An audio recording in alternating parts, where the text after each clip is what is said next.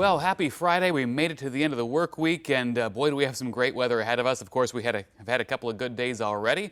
Thanks for joining us here with the 10 Weather Impact Show. I'm meteorologist Justin Gehrts, and boy, oh boy, it's nice to have a forecast like what we have coming up just because it's been so wet for much of the month. Fourth wettest May on record in Columbus, and now we have a stretch of very warm weather ahead of us. If you do have any weekend plans, if you're thinking about doing any traveling around or near the state, well, here's how things are looking. Now, if you are headed north, tomorrow is going to be a cooler one as we see those temperatures in the 60s coming up. Sandusky about 62 for a high, 67 up toward Cuyahoga Valley. Do bear in mind, too, that there's what we call a beach hazard statement up in that direction. High risk of rip currents along around Lake Erie. So not that I imagine most folks will be wanting to get in the water, but it is not advised this weekend, especially Saturday, as there are going to be rip currents going on. And again, cooler temperatures up north. Most of the rest of the region, though, has highs in the 70s to around 80 degrees. Heading off toward the south, looking at 70s, even some low 80s out toward Louisville and Lexington. As far as Sunday goes, no more 60s. Pleasant, though. 75 degrees in Mohican State Park, 77 out toward Pittsburgh. Even in, again, northern Kentucky, about 80 for a high, 77 in Indy. Indiana Dunes at 71 for a hye on Sunday. So again, in or near the state, if you have any travel plans for the weekend, weather's looking just fine. Want to give you an update on the Scioto at Circleville. It crested this morning. It goes below flood stage tonight, and all other area rivers are below the official minor flood stage. So once this drops below flood stage at Circleville, we're going to be out of flood for the foreseeable future. All right, so we have lots of sunshine coming up for not just today, but many of the next 7 days. It is going to be a little breezy tomorrow, but overall, this weather is going to be great to be getting outside. In fact, it's been a long time since we've had a stretch of weather quite like this one. Last time we had 5 or more straight days with highs in the 70s and zero rain, not even a trace. Surprisingly, as far as I could tell, back in October of 2020, so 5.5 years ago. I didn't think it was going to be that far back, but that's certainly what it seems to be. So this is unusual stuff that we have coming up. Now, with all the bright blue skies we have coming up, also want to highlight the fact that we're getting into June pretty darn soon, and that means the UV net index on these sunny days is going to be very high. It's at a 9 every single one of the next 7 days, straight through Thursday. So burn time happens in 20 minutes. Make sure you have on that high SPF sunscreen if you're going to be spending time outdoors. And if you can, limit your time outside between 10 and 2 or 3 o'clock in the afternoon, because that's when the UV rays are the strongest. Now, here's the reason that we have this quiet weather all of a sudden and it's not going anywhere. It's what we have, what we call an omega block. And it's called that because the jet stream, or that river of air way above our heads, if you put it on a map, looks like the Greek letter omega. There you see it there. And it's going to be coming down into the desert southwest, going way up into Canada. In fact, it's going all the way to the Arctic of Canada, then diving way back south. And we're on the eastern side of this thing, which gives us good weather. Sign of that? Mugginess. Not an issue for us. Dew points are the measure of moisture in the air. Those are in the 40s and 50s over the next several days. Notice the creep upward, though, toward the end of next week. Looks like next Friday may be our next rain chance, the way things are looking right now. In the meantime, here's your hour-by-hour forecast. Not much to show here, just some high, thin clouds, and that's about all. Looks like the most likely area for that is going to be mainly in the southwestern part of the state of Ohio, so mainly south and west of Columbus, the way things are looking, honestly. Saturday, great weather. I know that we've had some rain issues with farmers markets, kids' sporting events, things like that. Don't worry about that tomorrow. The weather is just fine. I have a feeling patios for restaurants are going to be busy today, tomorrow, Sunday as well. Here we go throughout the morning on Sunday into the afternoon. Just not a whole lot happening. This is some fantastic weather we have ahead of us. Again, we have the sunshine, but not any heat with it. Highs are in the 70s, so we'll certainly take that. Do want to highlight your wind gust forecast, as these winds are going to be out of the northeast on Saturday, sometimes gusting as high as about 20 miles an hour. So yes, it'll be a little breezy from time to time on Saturday. For Sunday, maybe a little breezy, but not quite as much. It looks like those winds do back off a bit, especially Sunday in the afternoon. I also want to mention we have a full moon coming up this weekend. It'll be fullest early Sunday morning, but it appears full for a couple of days either side of the full moon. This is also a blue moon. It's the second full moon this month. The moon will rise at 8:48 p.m. on Saturday evening and just before 10 o'clock on Sunday if you want to check it out. And by the way, no, the moon does not actually appear the color blue. It's just, in this case, the second full moon of a month. All right, so 78 is your high for today. Saturday, Sunday, looking good out there. 55 Saturday morning, 74 in the afternoon. A little fresh feeling on Sunday. We start off at 51. 75 is your high in the afternoon, though. For Monday, 78, 77 on Tuesday, 78 on Wednesday there, and warming up as we head toward Thursday with highs probably bouncing back into the lower 80s. Just beyond that 7-day forecast is, again, that rain chance, I think, that does arrive toward next Friday. And, of course, we have a Memorial Tournament coming up. I know that people are going to be watching that forecast very carefully. Looks like things start off pretty quiet, but again, maybe a day in there with some passing showers, but we'll keep an eye on that as we get closer, as that's still quite a ways out. All right, well, if you're looking to get out and enjoy the weather in this 7-day forecast, here are some things that you can do. The Columbus Aviators' final game of the season is this Sunday. They'll wrap up their regular season at historic Crew Stadium against the Louisville Kings. Head coach Ted Ginn says that the squad is highly motivated to finish the year on a high note and crush the rivals' postseason dreams. We 3-1 right now. Try to end the season 4-1. That's a big deal. Just going out with a win. Be 2-0. Trying to be 2-0, and set a standard for us for next year. Kickoff for this one is a Sunday night at 6 o'clock. And next Thursday, the world's best golfers will descend on Dublin for a historic milestone, the 51st playing and 50th anniversary of the Memorial Tournament. A star-studded field is heading to Muirfield Village, including Scotty Scheffler chasing his third straight Memorial Trophy.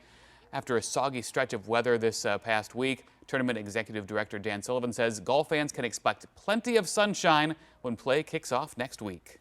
It's the wettest May in the last decade. Incredible. But it feels like it's coming to an end. And this golf course needs to dry out. We need every day possible in order for it to dry out. Looks great next week, and really looking forward to having everyone out here. Don't forget to join Dom DeBerry, Adam King, and Nicole Sheeran tonight at 7:30 for a special look back at 5 decades of golf history. Iconic, a 50th anniversary reflection on Memorial Tournament, features exclusive conversations with the legends who built the event, including Jack Nicklaus. You can catch it right here tonight at 7:30 on 10 TV. And while we are welcoming a nice stretch of dry weather in other parts of the country, tough times could be about to hit as some farmers in America's heartland due to a lack of rainfall. That's because weather conditions have created a wheat crop that's expected to be the worst in more than 50 years for Kansas. Kate Devine has the details. Walking through the beautiful Kansas wheat fields this time of year, you'd usually see tall green stalks.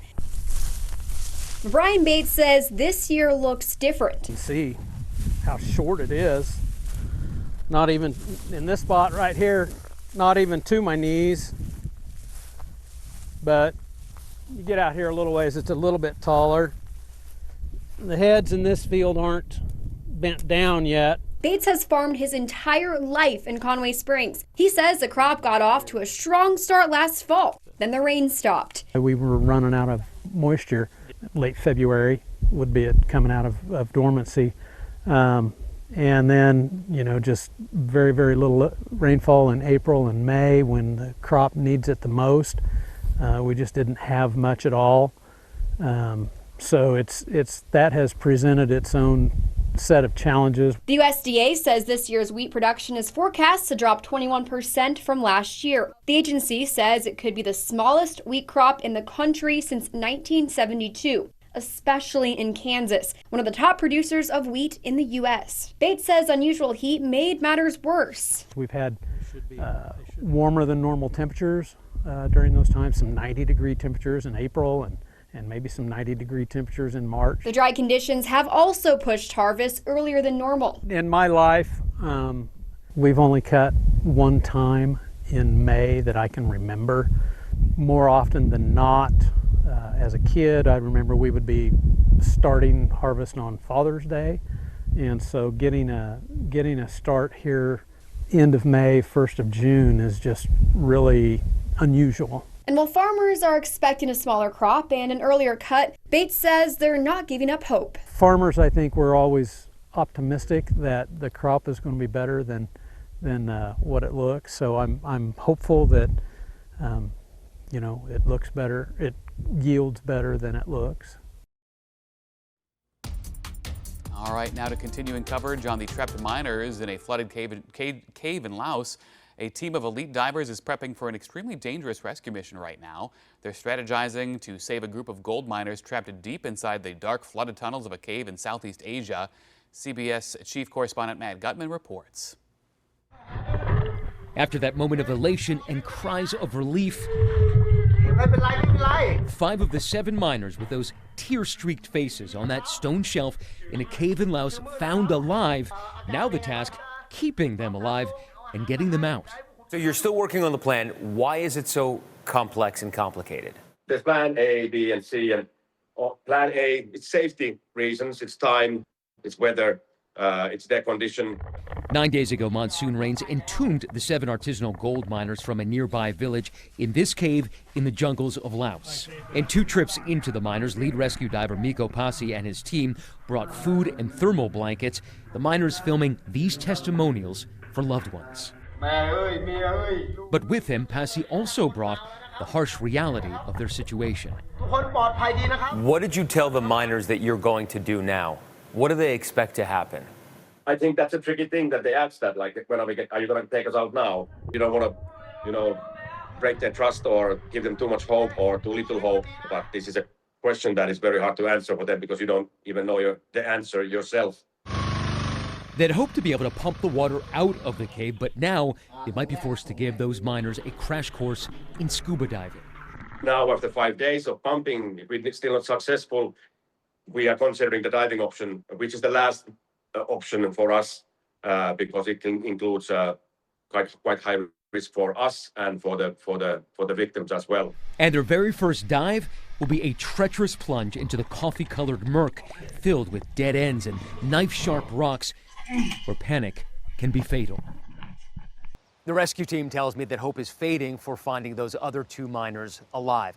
The rescuers have spent most of the day negotiating with the Thai government, asking for more resources to expand that international team. But just to give you a sense of how high the stakes are right now, they are also asking for immunity from charges in case someone dies during the rescue. Matt Gutman, CBS News, Los Angeles. And staying with the story, some breaking news this afternoon. One of the 5 villagers trapped in a cave in Laos for more than a week is now out safely. It took an international group of rescuers days to locate the men in the remote cave. They became trapped after they entered looking for gold and flash flooding blocked their way out. The 4 men still inside the cave will have to wait until Saturday for the rescue mission to resume. The dive team pulled out Friday night to review their plan and wait for daylight. All right, now to outer space and a story everyone is talking about this afternoon. Overnight, a massive explosion on the launch pad for one of the Blue Origin's rockets. It happened at Cape Canaveral during a pre-launch test for Blue Origin's New Glenn rocket. The company says no one was hurt, but this could be a setback for missions to the moon. CBS News' Mark Strassman reports. You're watching what the world of rocketry calls an anomaly, one of the most spectacular fails any of us will ever see. Oh yeah, that blew up. That is not normal. Blue Origin's New Glenn rocket, its great deep space hope, exploded into a fireball on the launch pad during a test firing of its engines. A spectacle so mammoth, people could see it up and down Florida's Space Coast. Miraculously, no one was hurt. Whole sky lit up, and about probably 40, 50 seconds later, there was a huge boom. The rocket was scheduled to launch a cluster of satellites for Amazon's LEO internet service next week. The satellites were not on board. Blue Origin founder Jeff Bezos said, "It's too early to know the root cause, but we're already working to find it. Very rough day, but we'll rebuild whatever needs rebuilding and get back to flying." It's not just a matter of fixing the rocket. They're going to have to determine what they have to do to get the launch pad back in shape, and we don't have any idea yet of the extent of the damage. What's also unclear are the setback's impact on NASA's Artemis program to return to the moon. Blue Origin's lunar lander relies on the New Glenn rocket to get to space. It's key to NASA's ambitious moon-based plans and the Artemis 3 mission scheduled for next year. NASA Administrator Jared Isaacman said the agency will assess near-term mission impacts and get back to launching rockets. Mark Strassman, CBS News.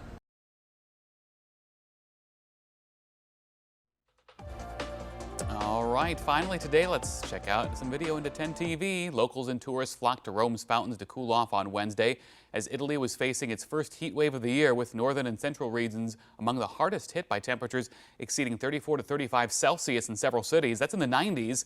The first signs of relief could emerge as recently as now, when rainfalls are expected to bring temperatures down.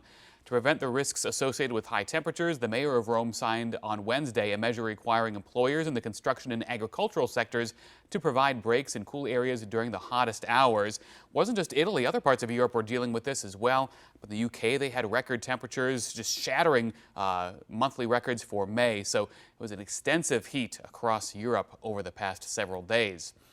All right, the annual Manhattan Hedge phenomenon came to New York City on Thursday. This visually stunning event happens when the sunset aligns with Manhattan's grid, showing the sun in the middle of city streets.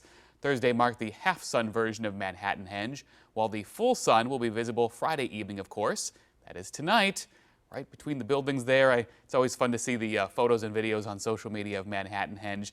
It is interesting to see because, of course, you have the gridded streets, and once the sun lines up just right, it comes right on down. So be on the lookout for those photos and videos coming up tonight and tomorrow.